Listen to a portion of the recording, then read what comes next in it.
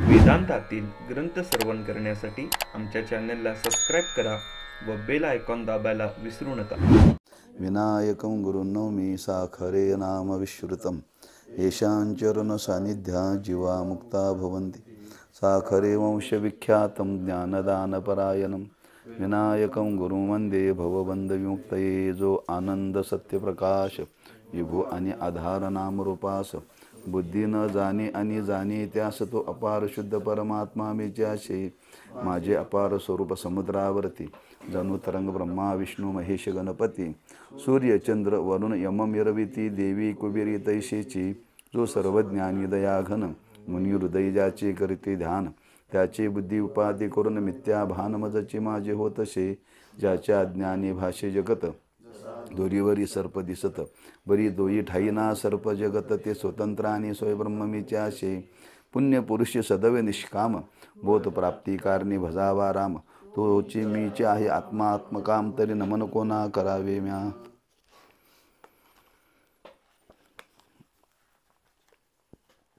पूर्व पक्षीच्या मताने कार्याध्यासाचा असंभव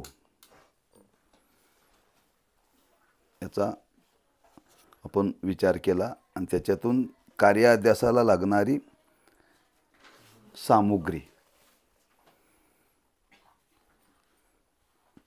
असा थोडासा विचार मागच्या वेळी झालेला आहे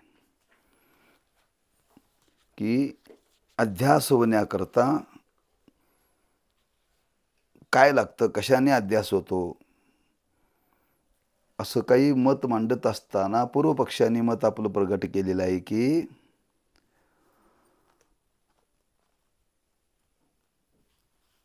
तुम्ही जो अध्यास होण्याकरता त्या अध्यासाचं स्वरूप सांगितलं तो म्हणतो हे असंभवनीय आहे.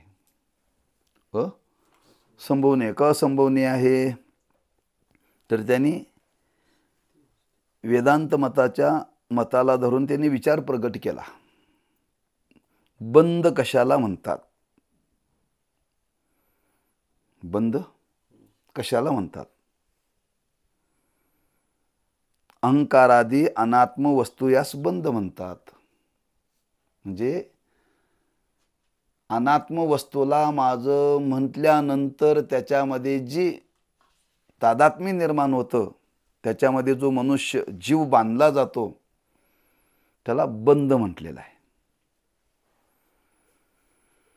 मग त्याची निवृत्ती कशाने होते तर आत्मज्ञानाने होते असं वर्णन केलेलं आहे.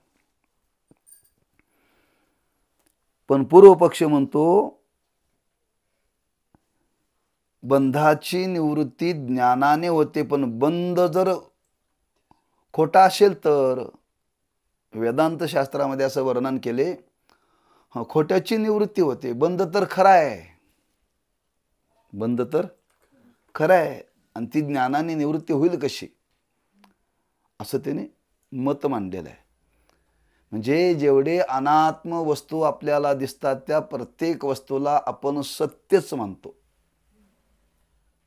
त्याला काय म्हणतो आपण, सत्यच मानतो. ते सत्यच आहे अशीच धारणा आहे प्रत्येक जीवाची, अशी धारणा आहे. आणि ते सत्य असल्यामुळं ज्ञानाने त्याची निवृत्ती होणं असंभवनीय आहे असं त्यांनी मत प्रगट केलेलं आहे. आत्मज्ञानाने त्याची निवृत्ती झाली असते पण बंद अध्यास स्वरूप नाही आहे. नाम तो खोटा नाही आहे, भ्रम नाही आहे. म्हणून त्याची ज्ञानाने निवृत्ती संभवत नाही. ज्या वस्तूचे ज्ञान होते ते ज्ञान त्या वस्तूच्या ठिकाणी असणारा अध्यास आणि अध्यासाचे कारण जे त्या वस्तूचे अज्ञान त्या दोघांस निवृत्त करते. ज्याप्रमाणे रज्जूचे ज्ञान रज्जूचे ठिकाणी असणारा सर्पाध्यास व त्या अध्यासास कारण जे रज्जूचे अज्ञान त्याची निवृत्ती करते. भ्रांती ज्ञानाचा विषय आणि त्याचे ज्ञान यास अध्यास म्हणतात. सत्य वस्तूची ज्ञानाने निवृत्ती होत नाही. आत्म्याचे ठिकाणी अहंकारादी बंद अध्यास रूप नाही. कारण जेव्हा अध्यास घडतो तेव्हा त्यास काही कारणे असतात. त्या कारण समुदायास सामुग्री म्हणतात. की अध्यास तुम्ही मानलेला आहे पण ते भ्रम जो मांडलेला आहे तो भ्रम नाही आहे. त्याचं मत आहे की आपल्याला जे सगळं दिसतं ते सगळं सत्यच आहे, सगळा संसार सत्यच आहे आणि त्याची ज्ञानाने निवृत्ती होणं शक्यच नाही आहे. आपलाच दृष्टांत देऊन त्यांनी सांगितलं की दोरीवरती सर्प भासला. भासला म्हणजे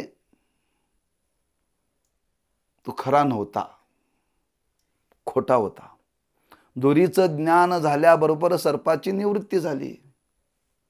दोरीचं ज्ञान झाल्याबरोबर सर्पाची निवृत्ती झाली. पण त्या भासला सर्प तसा हा संसार भासलेला नाही. संसार खरा आहे. खरा आहे म्हणणं हेच बंधन आहे. आपण याचा विस्तार मागच्या वेळी करून गेलो. आणि प्रत्येक वस्तूला आपण खरं मानलेलं आहे. प्रत्येक वस्तूला बरं का. आपल्याला जे जे डोळ्याला दिसतं, ज्याच्या ज्याच्याशी संबंध आला, त्याला पण सत्यच मानलेलं आहे, खरंच मानलेलं आहे. पण शास्त्र सांगतं ते खरं. जे जे देखणे सकळ ते हे स्वप्नीचे मृगज. त्याला दृष्टांत दिलेला. मृगज खरं आहे का खोटं आहे? कोणाला? मृगज म्हटले. मृग म्हणजे हरिण, जळ म्हणजे पाणी. त्या हरणाला सत्य वाटतं ते, पण माणसाला मात्र खोटं वाटतं. ते हरिण सत्य समजून, पाणी समजून धावत असतं. कुठंपर्यंत धावतं? अगदी ऊर फुटेपर्यंत बरं का. ते धावल तसं ते पुढं धावतंय, जे धावल तसं पुढं जाते बरं का. त्याला ते पाणीच वाटतं बरं का. इतकं धावतं, इतकं धावतं, धावून धावून धावून धावून शेवटी अंगातली शक्ती नाही शेवटी आणि ते पडतं, मूर्छित पडतं. पण त्याला पाणी मिळत नाही.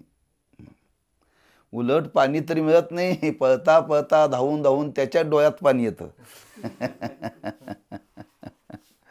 पण पाणी नसतंच. पण ते मृग पाणी म्हणून धावतं का सत्य समजून. मृगाच्या दृष्टीनं मृगज सत्य आहे काय खोटं आहे? खोटं कोणाला आहे? आम्हा तुम्हाला. मग अज्ञानी लोकांना संसार सत्य आहे का खोटा आहे? सत्य आहे. ज्ञानी पुरुषाला खोटा आहे. मग बहुमताचा विचार केला तर ज्ञानी लोकांची संख्या जास्त का अज्ञानी लोकांची संख्या जास्त?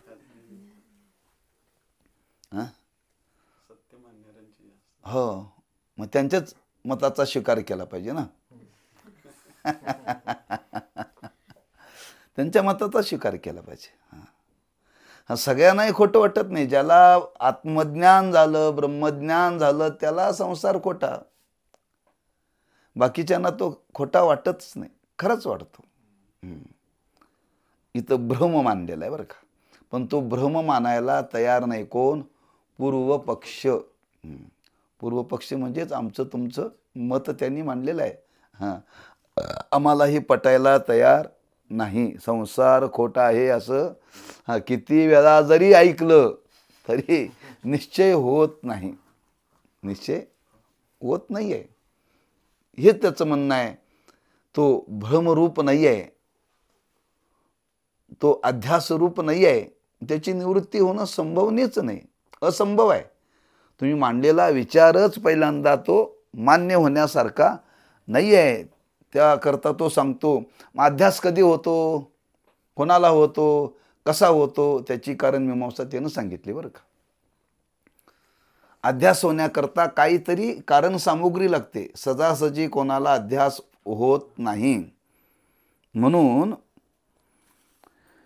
त्या कारण सामुग्रीचा विचार त्यांनी मांडला बरं का. सत्य वस्तू ज्ञानजन्य संस्कार. 3 प्रकारचा दोष: प्रमाता दोष, प्रमाण दोष आणि प्रमेय दोष. ज्या वस्तूचं आपल्याला दर्शन होतं, एखादी वस्तू आपण पाहिली की त्याचे संस्कार अंतःकरणावरती होतात. अंतःकरणावरती होतात बरं का. जसं तुम्ही कॅमेरा एखाद्या व्यक्तीकडे लावला, बटन दाबलं की त्याचा फोटो त्या कॅमेऱ्यामध्ये येतो. तसं माणसाने एखादी वस्तू पाहिली की फोटो बटन दाबावं लागत नाही. हां, ती वस्तू बघितली की त्याचे संस्कार चित्तावरती होतातच. चित्तावरती होतातच. म्हणून काही वस्तू पाहू नका म्हणून सांगितले का? बघितलं की ते लगेच टेप होतं हो. त्याचे संस्कार चित्तावरती होतातच. तुम्ही काही बघा. जसं कॅमेऱ्याचा बटन दाबल्यावर फोटो निघतो तसं डोळे एखाद्या वस्तूकडे गेले की ती वस्तू पाहिली की त्याचे संस्कार चित्तावरती होतातच. स्वभावच आहे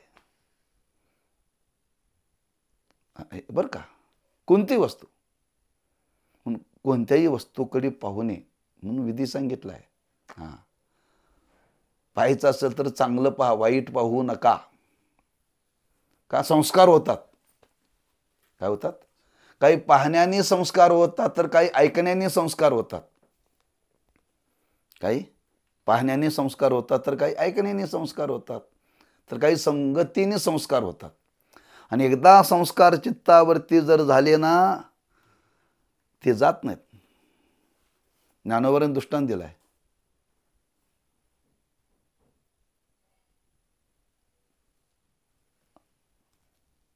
मनोरूप चित्र, ते पडद्याचा दृष्टांत दिलाय. संसार चित्र उमटे, ह्या मनरूपी पडदा आहे बरं का. आणि मनरूपी पडद्यावरती या संसाराचं चित्र उमटलं जातं. एकदा ते उमटलं की ते आयुष्यभर जन्मच्या जन्म जात नाही बरं का. जन्मच्या जन्म जात नाही. बघा, सगळ्यांचा अनुभव आहे. जन्माला आलेल्या मुलाला नाव ठेवलं जातं. आता ते नाव ठेवलं झालं म्हणजे त्याच्या कपाळावरती कशी चिठ्ठी लावलेली नसते. पण ते नाव ठेवल्यानंतर येता जाता त्या मुलाला त्या नावाने हाक मारली जाते बरं का. आणि ते पक्क समजतं हे माझं नाव आहे बरं का. कुठंपर्यंत? मरेपर्यंत आपल्या नावाला सोडत नाही. त्याला नाती सांगितले जातात. ही आई आहे, हा बाबा आहे, हा काका आहे. संस्कार केले जातात. एकदा पुन्हा पुन्हा पुन्हा पुन्हा सांगून त्याच्या चित्तावरती एवढे ते संस्कार केले जातात. मरेपर्यंत ते काकाच म्हणतं. मामाला काका म्हणत नाही, काकाला मामा म्हणत नाही. संस्कार हा त्या अंतःकरणाचा स्वभावच आहे. एखादी वस्तू पाहिली की त्याचे संस्कार होतातच. मग त्याचं मत आहे पूर्वपक्षाचं, तुम्हाला दोरीवरती सर्प भासला की तुम्ही पूर्वी कधीतरी खरा सर्प पाहिलेला आहे. त्याचे संस्कार आहेत आणि त्या संस्काराने तुम्हाला तो भ्रम झाला. तुम्ही खोटा रबरीवरचा सर्प पाहिला का? नाही, खरा सर्प पाहिलाय. ज्याला सर्प म्हणजे काय माहितीच नाही त्याला दोरीवरती सर्प भासेल का? नाहीच, असे त्यांनी मत मांडलेलं आहे.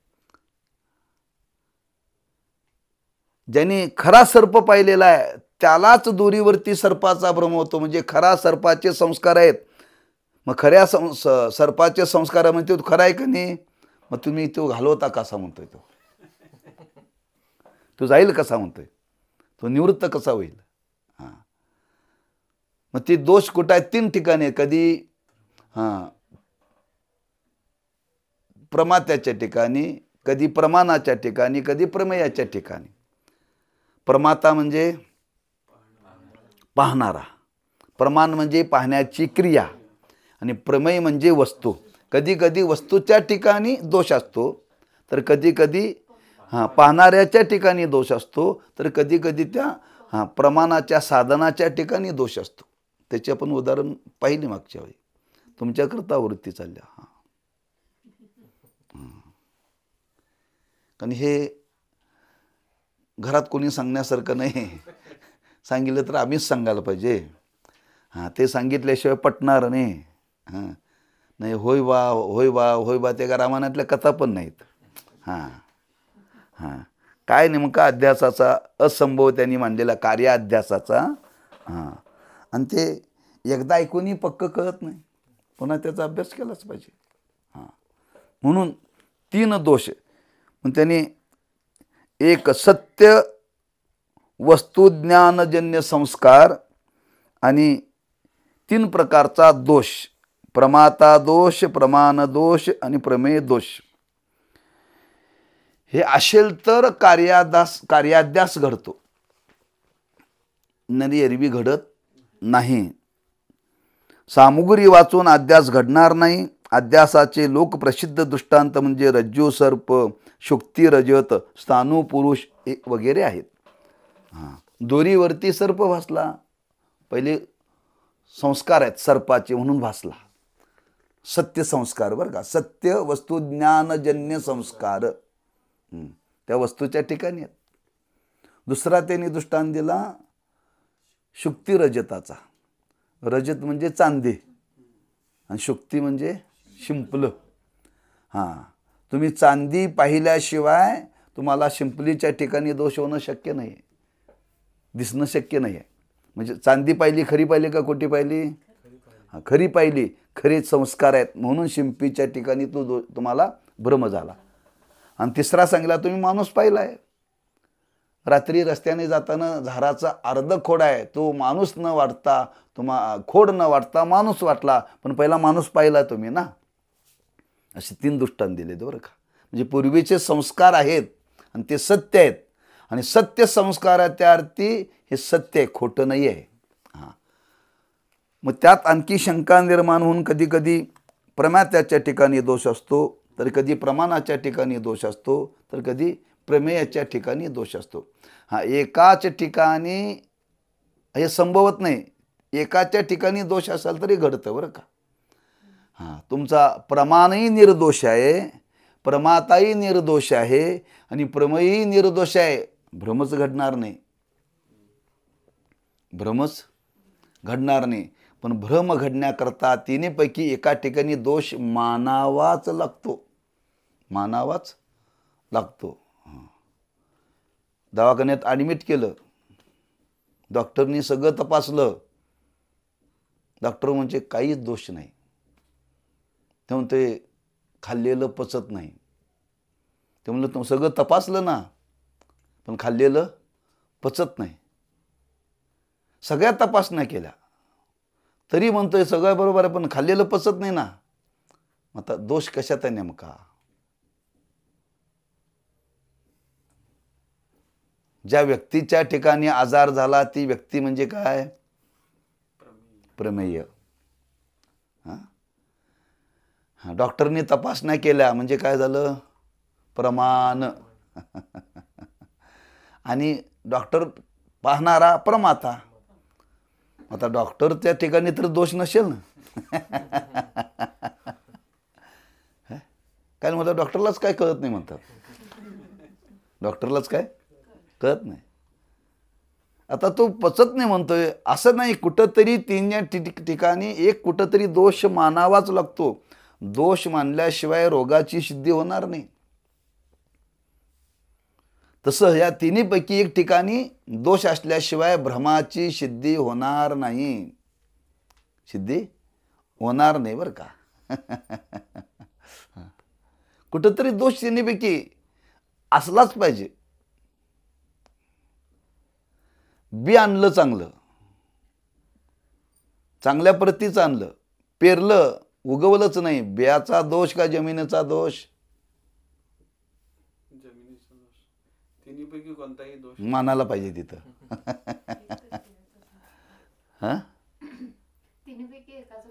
कुठला तरी मानायलाच पाहिजे. जमिनी चांगली आहे, बी चांगलं आहे, मशागत झाले, मग का उगवलं नाही? असं होऊ शकत नाही. म्हणून 3 पैकी एक ठिकाणी दोष मानावाच लागतो, त्याशिवाय हे घडू शकत नाही बरं का.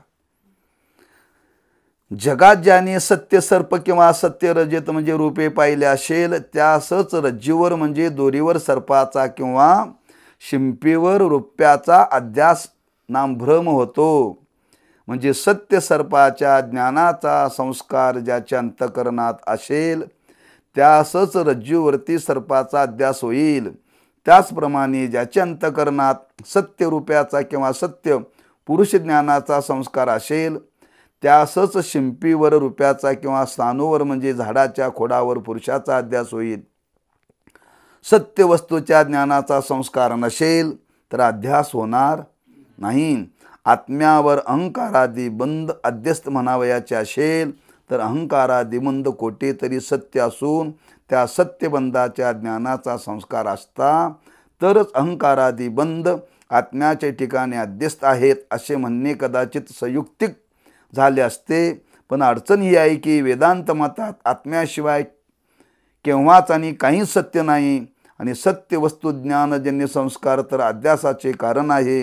बंध कोठेच सत्य नसल्यामुळं सत्य वस्तू ज्ञानजन्य संस्कारासच असंभव आहे, म्हणून बंध अध्यस्त म्हणणे संभवत नाही.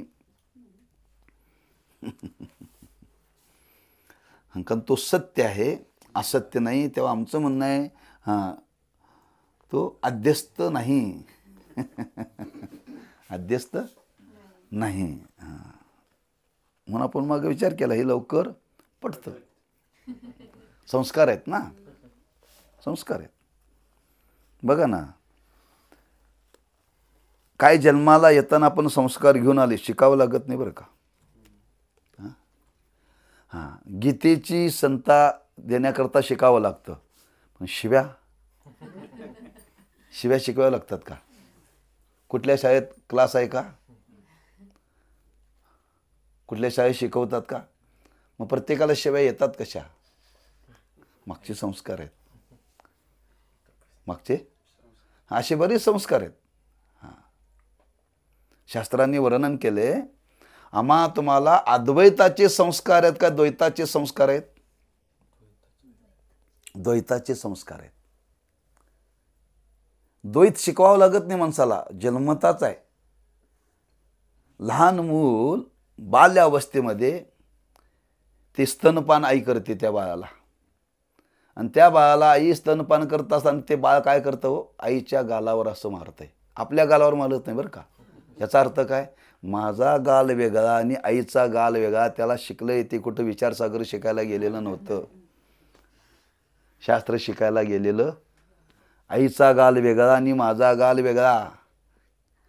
ते गालावर मारते का नाही? आपल्या मारत नाही, आईच्या मारतं. म्हणजे द्वैत आहे का तिथं? द्वैत शिकावं लागत नाही, ते घालवावं लागतं. द्वैताची झाडणी गुरुविन ज्ञान तया कैचे कीर्तन. म्हणून असे काही संस्कार आहेत, सत्य संस्कार आमच्या तुमच्या जीवनामध्ये अनंत जन्माचे आहेत. त्याच मतातला पूर्वपक्ष आहे बरं का. त्याच मतातला पूर्वपक्ष आहे. पूर्वपक्ष म्हणजेच त्याने आपल्याला आपल्या स्वभावाला धरून काही प्रश्न केलेत बरं का. आणि स्वभावाला धरून केलेले प्रश्न हे खरेच असतात मात्र असं समजू नका. अज्ञान आहे त्याच्यामागं. आज आपण अज्ञानामध्ये ह्यानं जे पक्ष मानले नाही ना, आमच्या तुमच्या जीवनामध्ये एवढं पक्क अज्ञान आहे, ते लवकर जाणार नाही. पण ते जावं हळूहळू. ते हळूहळू जावं म्हणून त्यांचा प्रयत्न आहे बरं का. अर्जुनाने देवाला प्रश्न केला, अर्जुना मी तुला हा योग मार्ग सांगतो, कर्मयोग बरं का. तुला सांगतोय मात्र असं समजू नको, तुझ्या आधी अनेकांना मी सांगितलं आहे. मी सूर्याला सांगितला, सूर्याच्या मुलाला सांगितला, त्याच्या मुलाला सांगितला. अर्जुन म्हणाला, देवा तू अलीकडे जन्माला आलाय श्रावण महिन्यात. तू कधी जन्माला आलायस? अलीकडे. तुला नंदाचा म्हणतात, यशोदेचा म्हणतात, देवकीचा म्हणतात, वसुदेवाचा म्हणतात. तुझा जन्म अलीकडचा आणि तुझ्या आधी सूर्य जन्माला आलाय. कधी सांगितला देवा? असं गप्पा खोट्या मारू नको म्हटला देवाला. अर्जुन मला पटत नाही म्हटलं. अर्जुन काय अलीकडचा तुझा जन्म आणि तुझ्या आधी जन्माला कोण आलाय? सूर्य. म्हणजे देव कधी आले? द्वापार युगामध्ये. मग त्याच्या आधी पृथ्वी होती का नाही? त्याच्या आधी सूर्य होता का नाही? आणि देव सांगायला अर्जुनाला, अर्जुना मी यांना उपदेश केलाय बरं का.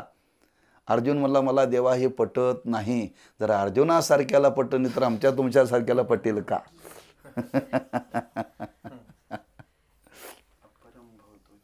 हां, एवं परंपरा प्राप्तमिमम राजर्षयो विदुः. हां, सांगितलेलं बरं का. अर्जुनाने विचार केला, देवा असेल, मला कळत नसेल, पण हे खरंच आहे काय मला समजून सांग म्हणे. अर्जुनाने भूमिका मांडल्या बरं का. अर्जुन ह्या बुद्धीचा नव्हता. हां, अर्जुन हा पूर्व पक्षातला नाही बरं का. त्यांनी जगाचं वकीलपत्र घेऊन काही देवाच्या समोर प्रश्न केलेत. देवाच्या समोर प्रश्न केलेत. ही गीता जगाला कळावी आणि जगाला कळण्याकरता जगाच्या अंतःकरणामध्ये जेवढे प्रश्न आहेत तेवढे प्रश्न आपण देवाला विचारावेत. कुणी देवाला विचारायला जाणार नाही. कोणाचं अडलेलं, कोणाचं थांबलेलं नाही. पण हे कळल्याशिवाय कोणाचा उद्धार होणार नाही. म्हणून अर्जुनाने आमची तुमची भूमिका घेऊन प्रश्न देवाच्या समोर उपस्थित केले. कितीतरी प्रश्न आहेत असे, कितीतरी प्रश्न आहेत अर्जुनाने उपस्थित केलेत. जसं अर्जुनाने प्रश्न उपस्थित केलेत तसंच ह्या शास्त्रकारांनी प्रश्न उपस्थित केलेत. अशी वस्तुस्थिती नाही आहे, पण मनामध्ये शंका फार माणसाच्या ना. आणि त्या शंका निवृत्त झाल्याशिवाय पक्क ज्ञान होत नाही. त्या चाकूला धार येण्याकरता घासून घासून दगड झिजतोय. काय झिजतोय? दगड दिसतोय बरं का. म्हणजे दगड झिजतोय तो कुठं त्या चाकूला धार येते आणि ती पुन्हा पुन्हा धार करावी लागते.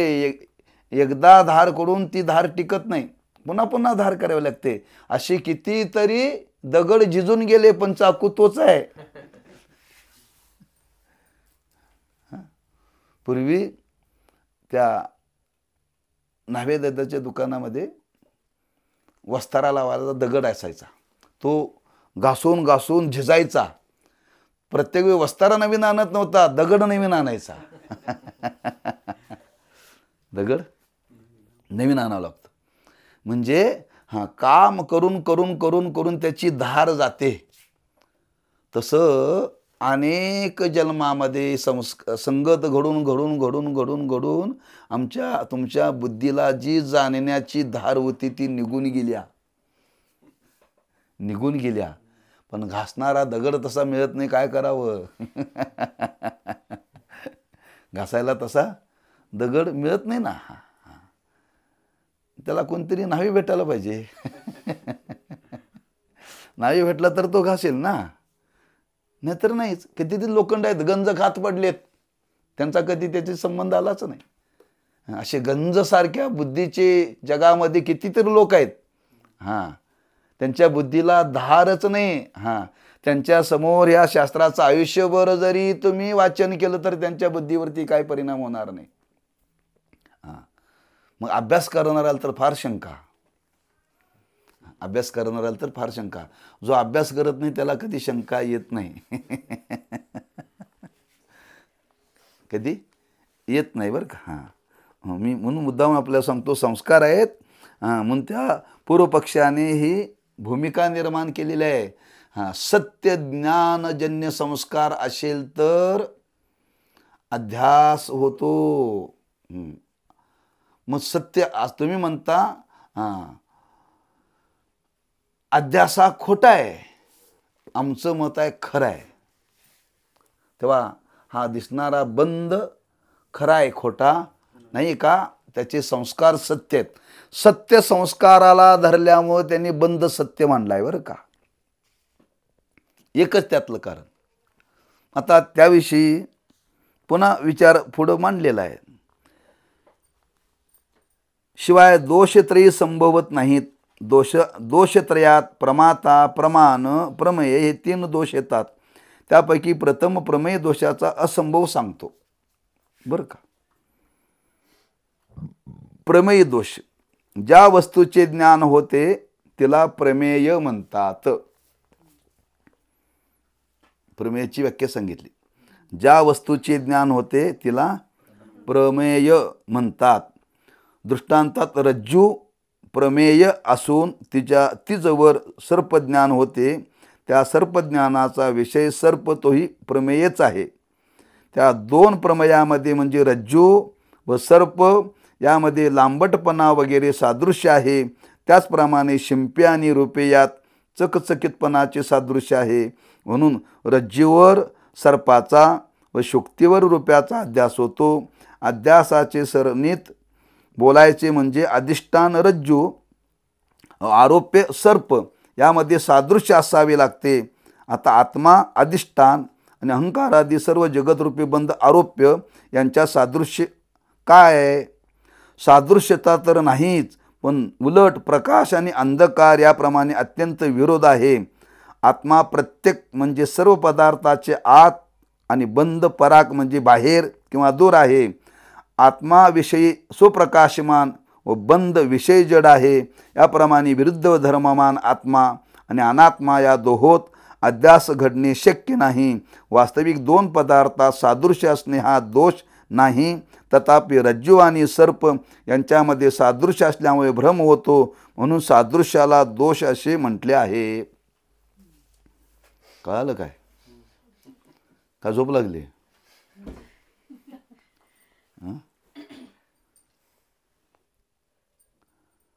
काय सांगितलं त्याने?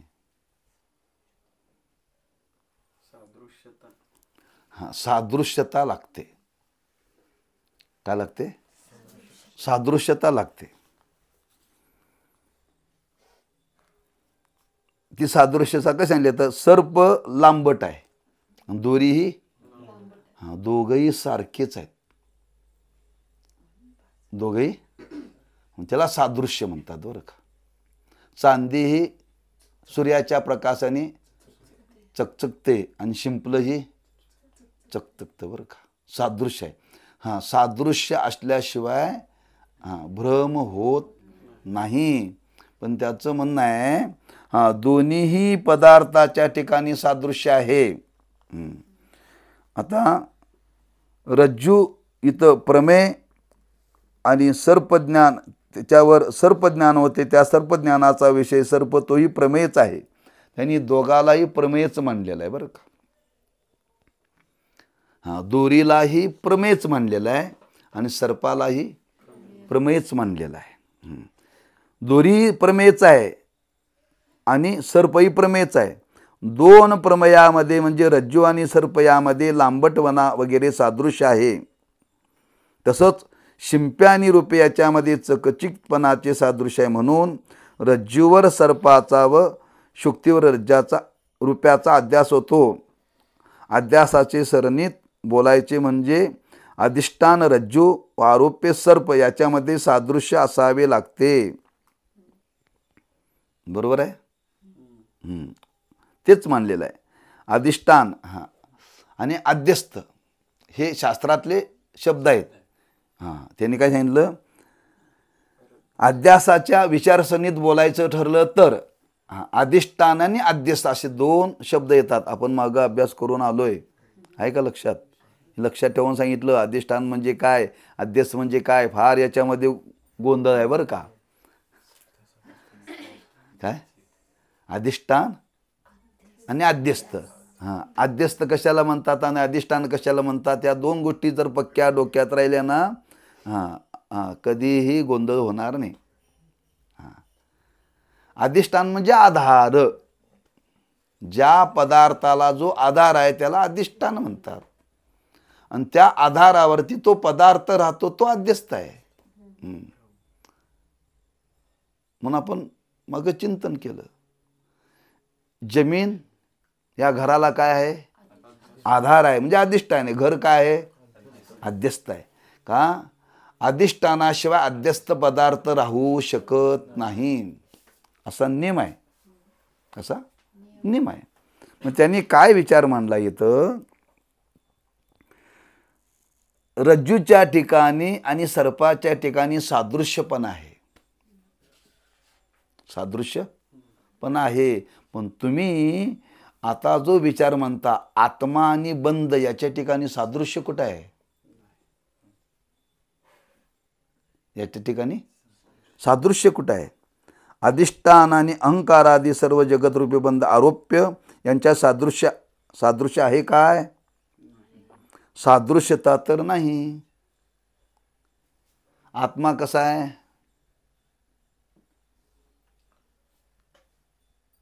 कसा आहे आत्मा?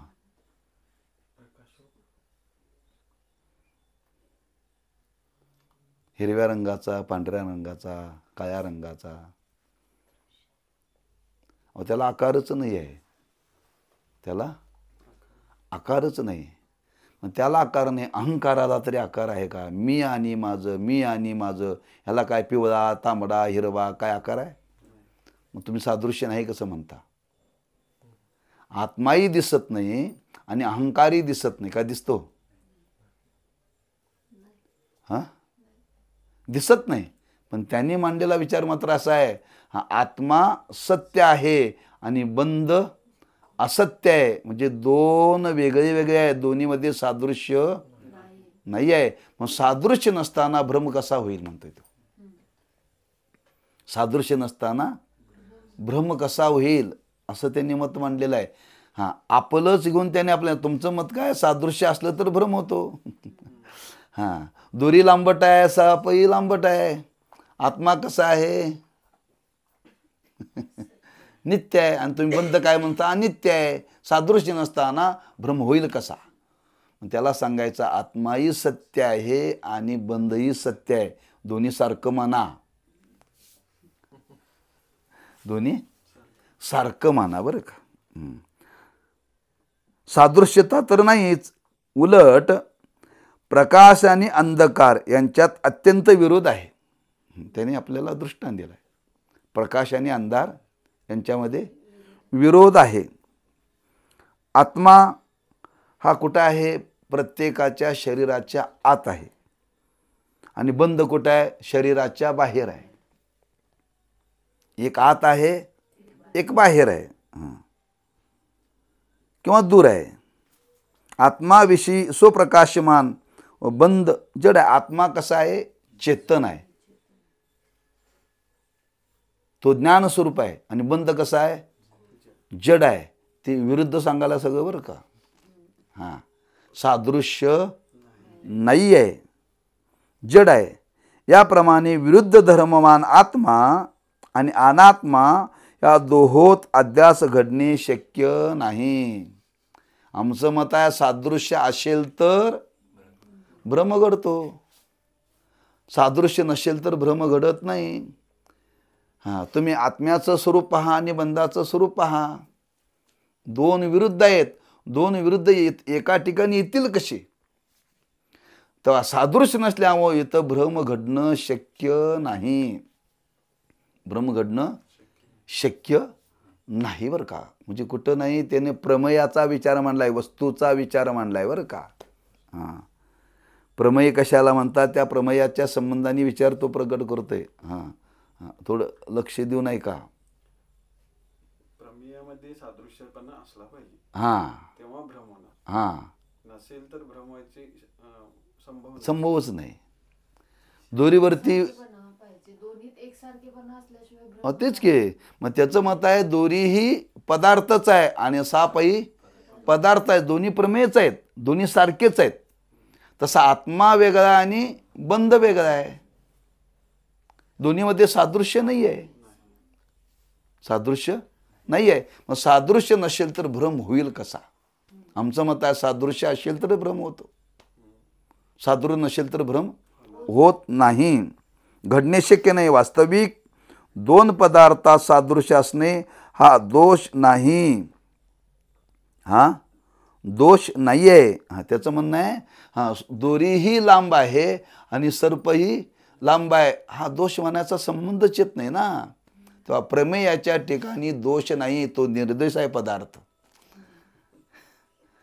हां, तीन ठिकाणी दोष आहेत का तो सिद्धी करून दाखवते बरं का. कारण दोरी स्वभावताच लांब आहे हो, त्याला दोष म्हणायचा संबंधच नाही. सर्पही स्वभावताच लांब आहे, दोष म्हणायचा संबंधच नाही. म्हणजे प्रमेयाच्या ठिकाणी दोष नाही आहे असं त्याला सांगायचं आहे. पदार्थाच्या ठिकाणी दोष नाही आहे. वास्तविक दोन पदार्थात सादृश्य असणे हा दोष नाही. तथापि रज्जू आणि सर्प यामध्ये सादृश्य असल्यामुळे भ्रम होतो, म्हणून सादृश्याला दोष असे म्हटले आहे. तुम्ही जो आज तुम्ही भ्रम मांडलाय ना, तुम्ही दोष मांडलाय, तुम्ही तो दोष मानता कामा नये. त्याचप्रमाणे प्रमाता व प्रमाण दोषांची बंधाच्या अध्यासात आवश्यकता आहे, पण ते दोष सिद्ध होत नाहीत. म्हणून तिथं प्रमाता त्याच्यावर एक आकडा दिला आहे आणि प्रमाण त्याच्यावर एक आकडा दिला आहे. प्रमाता म्हणजे पाहणारा आणि प्रमाण म्हणजे पाहण्याचे साधन. याचे स्पष्टीकरण 4थ्या तरंगात विस्ताराने आहे. फक्त इथं कामापुरतं लक्षात ठेवा. पाहणाऱ्याला काय म्हणतात? प्रमाता. आणि ज्याच्या साह्याने पाहिलं जातं त्याला म्हणतात प्रमाण. हे सगळीकडं आहे, फक्त शब्द वापरत नाहीत. शब्द वापरत नाही सगळीकडे प्रपंचात हेच आहे. प्रत्येक वस्तूला काय म्हणतात? प्रमेय. प्रमेय बरं का.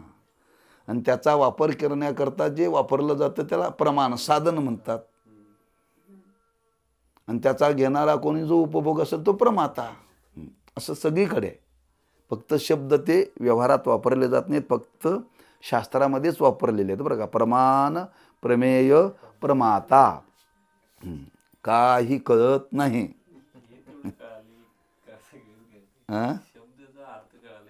हो, मग ते कधी ऐकलं नाही, मग नुसतं कळलं. आता अर्थ समजून घेतला म्हणून कळाले. हो, हे कीर्तनात आपण जर सांगितलं प्रमाण, प्रमेय, प्रमाता असं सांगितलं तर लोक म्हणते काय सांगायला, काय मराठी बोलायला आहे, काय हिंदी संस्कृत बोलायला आहे. ज्याने ऐकलंय त्याला कळतं. हो, ज्याने ऐकलंच नाही त्याला कसं कळेल? म्हणून त्याचा विचार पुढे आलेला आहे. दोषांची बंधाच्या अध्यासात आवश्यकता आहे, पण ते दोष सिद्ध होत नाहीत. कारण ज्यास ज्ञान होते तो अंतकरण विशिष्ट चैतन्य प्रमाता व इंद्रियाच्या साह्याने ज्ञान होते त्या इंद्रियास प्रमाण म्हणतात. आणि अध्यास होण्यात प्रमात्याचे ठिकाणी लोभ भयादी व प्रमाणाचे ठिकाणी पित्त मलादी दोष असावे लागतात. म्हणजे प्रमाता व प्रमाणाचे स्वरूप अध्यासाहून पूर्वकाली असले पाहिजे आणि त्यांचे ठिकाणी दोष असले पाहिजेत. बंधाचे अध्यासामध्ये प्रमात्याचे ठिकाणी लोभ भयादी किंवा प्रमाणाच्या ठिकाणी पित्तमलादी दोष तर नाहीतच, पण बंधाचे अध्यासाहून पूर्वी त्याची उत्पत्ती सिद्ध नाही. कारण अहंकारादी सर्व अनात्म पदार्थ हाच जर बंध आहे तर त्यातच प्रमाता वा प्रमाणाची गणना आहे. रज्जूवर सर्पाध्यास पाहणारा जो प्रमाता तो सर्पाध्यासाहून पूर्वी असतो, तसा अहंकारादी बंध पाहणारा प्रमाता पूर्वी असला पाहिजे, पण तो असणे संभवनीय नाही. त्याचे स्वरूपच जर सिद्ध होत नाही तर त्याचे ठिकाणी दोषाची सिद्धी होत नाही, हे आपोआपच ठरते. आणि अध्यास होण्यास दोष तर पाहिजेत, त्याचा अभाव आहे. म्हणून अहंकारादी अनात्म पदार्थ आत्म्यावर अध्यस्त आहेत हे म्हणणे संभवत नाही. आत्म्यावर बंध जर अध्यस्त नाही तर आत्मज्ञानाने त्याची निवृत्ती होणे हे म्हणणेही संभवत नाही. त्याने आपलं मत मांडून टाकलंय, आपलं मत मांडून टाकलेलं आहे बरं का. पहिला विचारितच सांगितला. प्रमेयाच्या ठिकाणी आता दोष नाहीत. कसे नाहीत? सादृश्य म्हणजे त्याचं ते स्वरूपच आहे, दोष नव्हे ते. आत्मा आणि बंध यात पाहिलं तर सादृश्य नाही.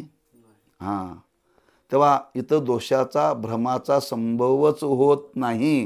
म्हणून त्यांनी इथं थोडासा विस्तारपूर्वक त्यांनी आपला विचार मांडलेला आहे बरं का. तो असा आहे, अध्यासास आवश्यकता आहे. काय आवश्यकता आहे? प्रमाण आणि प्रमाण दोषाची. ही दोष संबंध असतील तर अध्यास घडतो, एरवी घडत नाही. त्याचं मत काय? प्रमाता किंवा प्रमाण यांच्या ठिकाणी दोषाचा संभव पाहिजे तर अध्यास घडतो.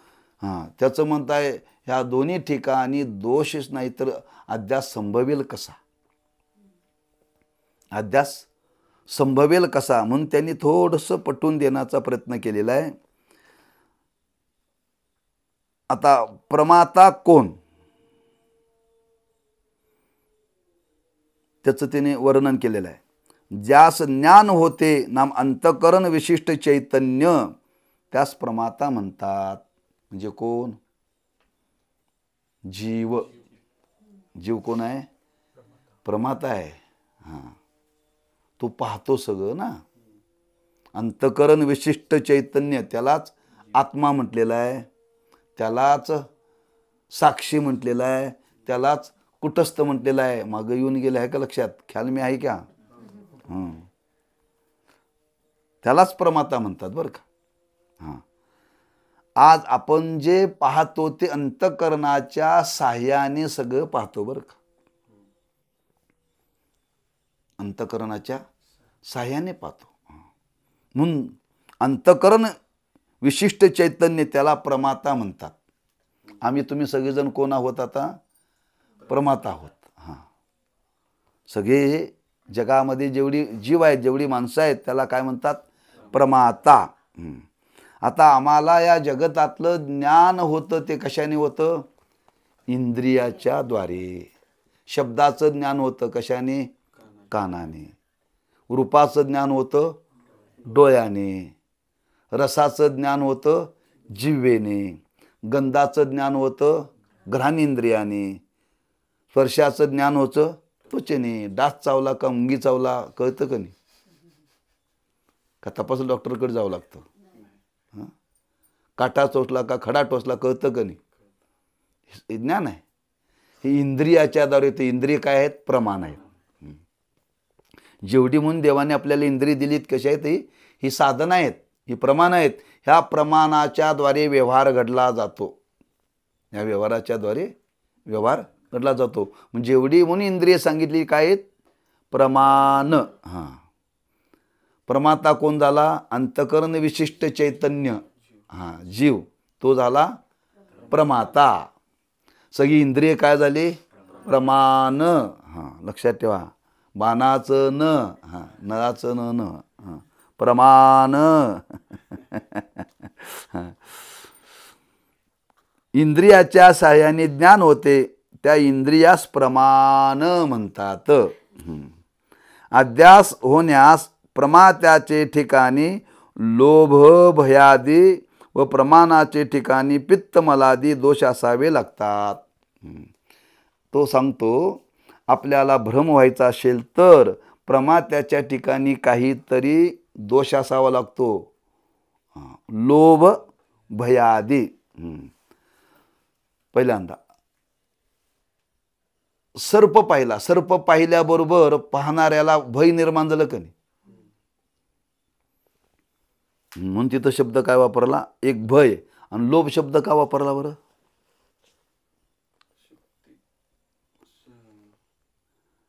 हां, शिंपलं बघितलं की चांदी म्हणून माणसं घ्यायला जातात. लोभ.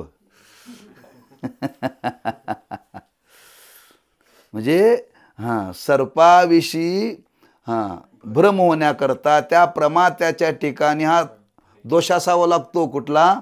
भय किंवा लोभ. भय असेल तर हां, सापाला पाहिल्यानंतर घाम येतोय. शिंपली पाहिली की माणसं पळतात त्याच्या मागं घ्यायला. लोभ आहे. कोणाच्या ठिकाणी? प्रमात्याच्या ठिकाणी. हां, प्रमात्याच्या ठिकाणी लोभ भयादी व प्रमाणाच्या ठिकाणी पित्त मलादी. त्याच्या ठिकाणी काय? मालिन्य. हां, सर्पाचा भ्रम कधी होतो? मंदपणा असेल तर. मंदपणा असेल तर. हां, म्हणून पित्त मलादी दोष असावे लागतात.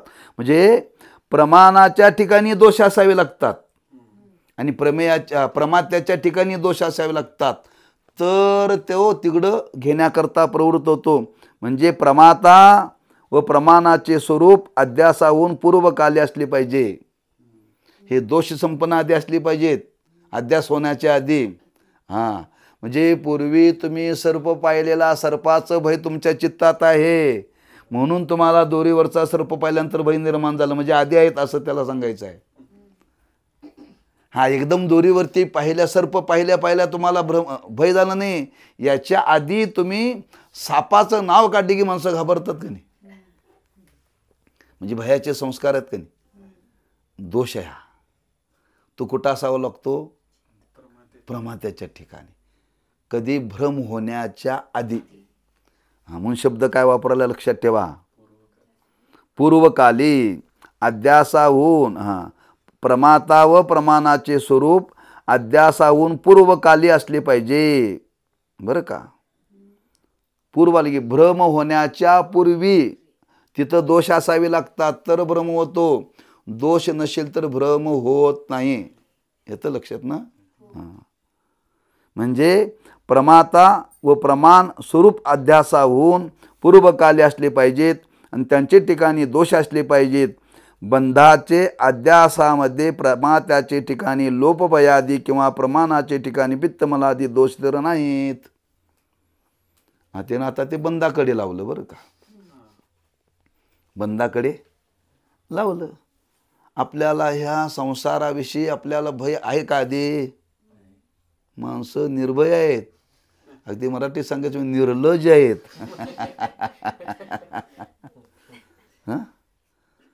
कुठल्या दोषाचा संभवच नाही त्याच्या ठिकाणी. तर भ्रम होईल कसा. भ्रम म्हणजे भ्रम होण्याकरता हे दोष असावे लागतात. कुठं असावे लागतात. प्रमाता आणि प्रमाणाच्या ठिकाणी. प्रमेयाच्या ठिकाणी दोष नाही त्याने सिद्ध करून दाखवले बरं का. 3 दोषाचा विचार चाललाय. प्रमेय, प्रमाण आणि प्रमाता. त्यानं पटवून दिलं. दोरी आणि सर्पाच्या ठिकाणी बहीण आहे. दोघांचं लांबटपणा सादृश्यपणा आहे. तिथं दोषाचा संभवच नाही. मग आता दोष त्याच्या ठिकाणी नाही पण प्रमाण आणि प्रमात्याच्या ठिकाणी मात्र दोष असला पाहिजे. ज्यार्थी तुम्हाला त्या दोरीला पाहिल्यानंतर सर्पाचा भ्रम झाला म्हणजे घाबरला म्हणजे पूर्वकाली तुमच्या चित्तामध्ये भय आहे. पूर्वकाली तुमच्या चित्तामध्ये लोभ आहे आणि त्या पदार्थाच्या ठिकाणी मलादी पित्तमलादी दोष आहेत. दोन्हीच्या ठिकाणी पण बंध अहंकाराच्या बंधाचा विचार केला तर याचे संस्कार आधी नाहीत ना. आधी नाहीत. कारण अहंकारादी पण बंधाचे अध्यासाहून पूर्वी त्याची उत्पत्ती सिद्ध नाही आहे. बरं का. ज्यावेळी आपल्याला त्या बंधाचं स्वरूप वर्णन केलं अध्यासाहून पूर्वी त्याची उत्पत्ती सिद्ध नाही आहे. अध्यास आपल्याला झाला त्याच्या आधी तो बंधच सिद्ध होत नाही. तर तुम्हाला भ्रम मानताय कसा तुम्ही. तो पूर्वी असायला पाहिजे ना. पूर्वी असायला पाहिजे. तो पूर्वी नाहीच आहे. पूर्वी नाहीच आहे. तुम्ही मानता कसं. म्हणून पूर्वकाली त्याची उत्पत्ती सिद्ध नाही. कारण अहंकारादी सर्व अनात्म पदार्थ हाच जर बंध आहे तर त्यातच प्रमाता व प्रमाणाची गणना आहे. हे सगळे सारखेच आहेत म्हणतो तो. दिसणारी जगत प्रमाता आणि प्रमाण. पूर्वकाली म्हणजे काय. भ्रम होण्याच्या आधी. पण बंधाचे अध्यासाहून पूर्वी त्याची उत्पत्ती सिद्ध नाही. बंधाचे अध्यासाहून पूर्वकाली. तुम्ही आता बंधाचा अध्यास मानता का नाही. बंध हा अध्यस्त आहे. संसार हा बंध म्हणजे संसार. बंधन हा अध्यस्त आहे. अध्यस्त आहे म्हणायला तुम्हाला याच्या आधी कधी तुम्हाला तो दिसलाय का. मग दिसलाच नाही तर तुम्ही मानताय कसं असं त्याचं म्हणणं आहे. पूर्वी त्याची उत्पत्तीच नाही आहे. तुम्ही दोरीवरती सर्पाचा भ्रम होण्याच्या आधी तुम्ही सर्व पाहिलाय. पण तुम्ही आता हा संसार आत्म्याच्या ठिकाणी ब्रह्माच्या ठिकाणी अध्यस्त म्हणताय. कधी तुम्ही तो संसार पाहिलाय का. तुम्ही त्याची उत्पत्ती नाही तर मानताय कसं म्हणताय. उत्पत्तीच नाही तर मानताय कशी. सर्प आधी पाहिला म्हणून तुम्हाला तिथं भ्रम झाला हो. पण याच्या आधी कोणी आत्मस्वरूपाच्या आधी त्या बंधाची सिद्धी आहे का. नाहीच तर तुम्ही भ्रम मानताय कसं म्हणताय. बंधाचे अध्यासाहून पूर्वी त्याची उत्पत्ती सिद्ध होत नाही. सिद्ध होत नाही. बंध दिसत नाही. सगळं आपण एकच म्हणतोय हो. पूर्वीपासूनच आहे. सगळं आहे तसंच आहे. तुमचं प्रमाता तोच आहे, प्रमाण तेच आहे, संसार ते सगळं एकाच रांगेत आहे म्हणतोय तो, वेगळं काही नाहीच म्हणतोय. हे वेगळं आता आम्ही केलंय हो अभ्यासाकरता. हां, या संसारामध्ये राहताना मी या संसारातून वेगळा आहे असं कधी आपल्याला वाटतंय? संसार वेगळा आहे असं कधी वाटतंय? सगळे एकातच गण आहे, एकामध्येच गण आहे. तर असं सांगता येईल का, म्हणजे सर्प, प्रत्यक्ष सर्प जर बघितला आपण हां तर तिथं भ्रम झाला असं आपण म्हणू शकत नाही. हां तसं जगताकडे आपण बघतोय, हां. तर भ्रम झाला असं आपण म्हणू शकतो. म्हणत नाही. हां, प्रत्यक्ष सर्प पाहिला तर भ्रम होतच नाही. हां, दोरीवरती तुम्हाला सर्पाचा भ्रम झाला, पण का आधी पाहिला आहे? आधी पाहिला आहे. आधी संसार बघायला नाही तर म्हणून होईल. हां, त्याला अधिष्ठान वेगळं मानायचंच नाही आहे, त्यांना एकच सगळं मानायचं आहे. सगळं एकच आहे. आत्मा वेगळा, संसार वेगळा, हां, हे वेगळं नाही, एकच आहे. तसं प्रमाण प्रमाता सुद्धा वेगळं म्हणे, एकाच सगळ्याची गणना करायची म्हणतात ते. जर हे पहिला वेगळं असं समजत असतं हां भ्रम झाला. हां, तरच भ्रम झाला असता. तुम्ही आता त्या दृष्टांताने सांगताय, पण दृष्टांताने जुळत नाही ना. हां, तुम्हाला सर्पाचा अनुभव आहे म्हणून दोरीवरती सर्प भासला, पण तुम्ही बंद कोणी पाहिलाय का? तुम्ही त्याला अध्यस मानालाय, त्याला खोटं मानालाय, तुम्ही त्याला पाहिलंय काय? त्याचं काय स्वरूप नेमकी सांगता येतं का? सांगता येत नाही हे तर खरं सांगायचं ना आता आपल्याला. पण त्यांनी प्रश्न केलाय उपस्थित, तो नाहीच आहे, त्याची उत्पत्तीच नाही, हे सरसकट एकच आहे म्हणतोय तो, म्हणून ते शब्द वापरला त्याने ना. हां, कारण अहंकारादी सर्व अनात्म पदार्थ हात जर बंद आहे तर त्यातच प्रमाता प्रमाणाची गणना आहे. हे वेगळे त्याच्यापासून नाही, हे सगळे बंधामध्येच येतात. प्रमाताही त्याच्यात येतो, प्रमाणही त्याच्यामध्ये, सगळं बंधामध्येच येतं. हे बंधापासून वेगळे नाही, एकच आहे, हे वेगळं नाही आहे. रज्जूवर सर्पाध्यास पाहणारा जो प्रमाता तो सर्पाध्यापासून पूर्वी असतो. हां, त्यांनी दृष्टांत दिला, आपलाच दिला तो. ज्यावेळी रज्जूवरती सर्पाचा अध्यास होतो त्यावेळी पाहणारा अगोदर असतो ना. पाहणारा अगोदर असतो. आपण या इथं अहंकार म्हणजे देहालाच मी म्हणतोय, देह वेगळा नाहीच आहे असं त्याला सांगायचं आहे. अहंकार म्हणजे काय? मी देह आहे म्हणजे प्रमाता मीच आहे, हे वेगळं काही नाहीच आहे. मग तुम्ही पाहणार कोणाला? हां, तुम्ही देहालाच मी म्हणता, देह म्हणजेच म्हणणाराच प्रमाता, तुम्ही त्याच्यापासून वेगळेच नाही, तर तुम्हाला वेगळे पण मानायचा संबंध येत नाही. पण ज्यावेळी तुम्हाला दोरीवरती सर्प दिसतो तो पाहणारा वेगळा असतो ना. पाहणारा वेगळा असतो. आता आपण पाहणारे वेगळे नाही, मीच देह आहे का? मी देव आहे असं मला वाटतं? वाटतच सांगा खरं. मी देह आहे. हां, आम्ही जरी चिंतन करत असलो तरी मी देह आहे याच भावनेत आपण आहोत. हां, पक्का आहे. मग हाच प्रमाता आहे, याच्यामध्येच प्रमाण आहे, याच्यातून वेगळं काही नाही आहे. तुम्ही वेगळं मानता कसं? वेगळं मानण्याकरता ते वेगळं असावं लागतं ना.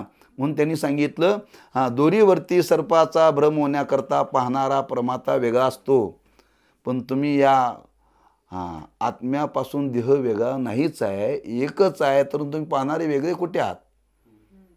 बंध वेगळा, नाम देह वेगळा आणि आत्मा वेगळा, ह्या दोन गोष्टी दोन नाहीतच, एकच आहेत, अशीच प्रत्येकाची धारणा आहे. भ्रम होईल कसा? भ्रम होण्याकरता दोन गोष्टी लागतात, आणि तो पाहणारा वेगळा पाहिजे.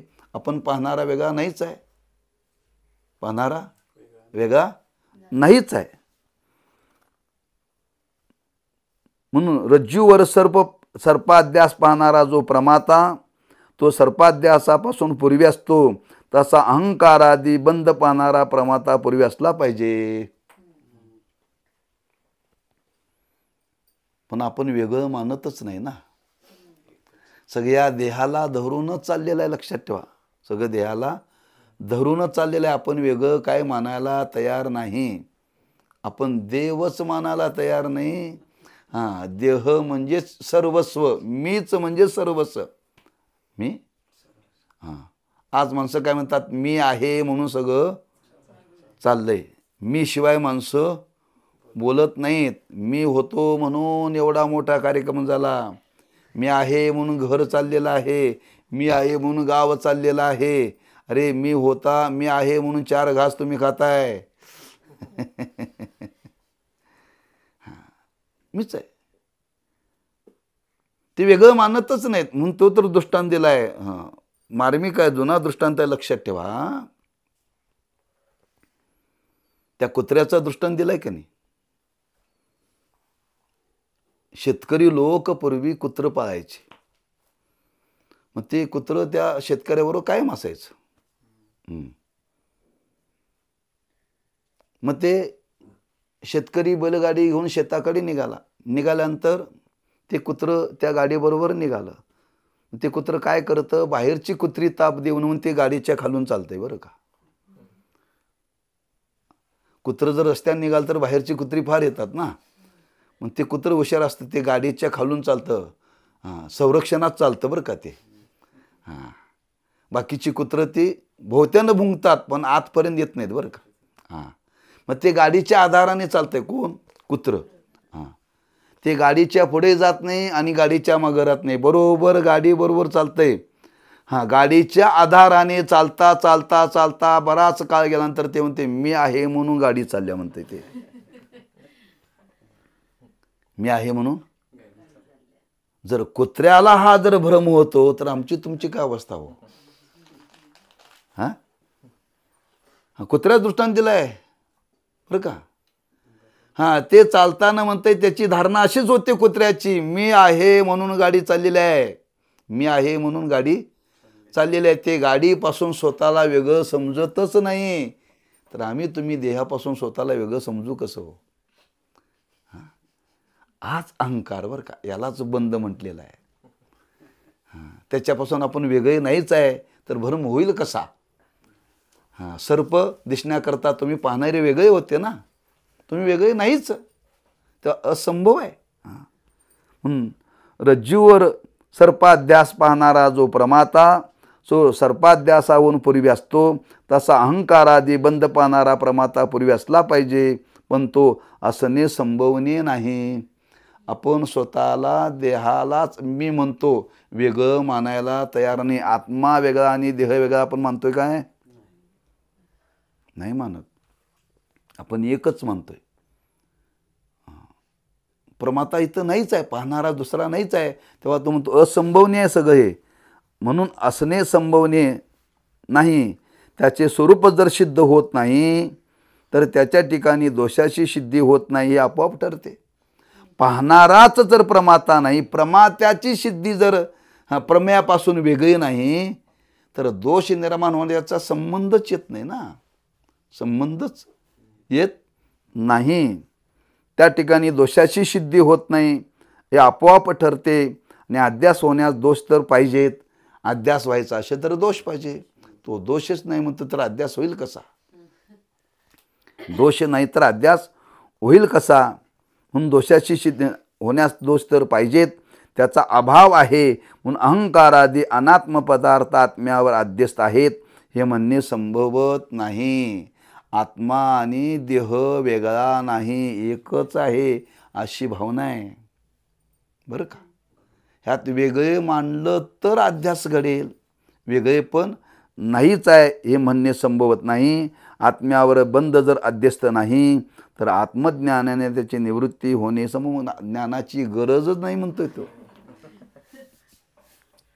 ज्ञानाची तुम्ही निवृत्त करणार नाहीच, वेगळं तर निवृत्त करणार कोणाला. वेगळं असेल तर त्याची ज्ञानाने निवृत्ती होईल ना. हे वेगळं नाहीच आहे, एकच आहे.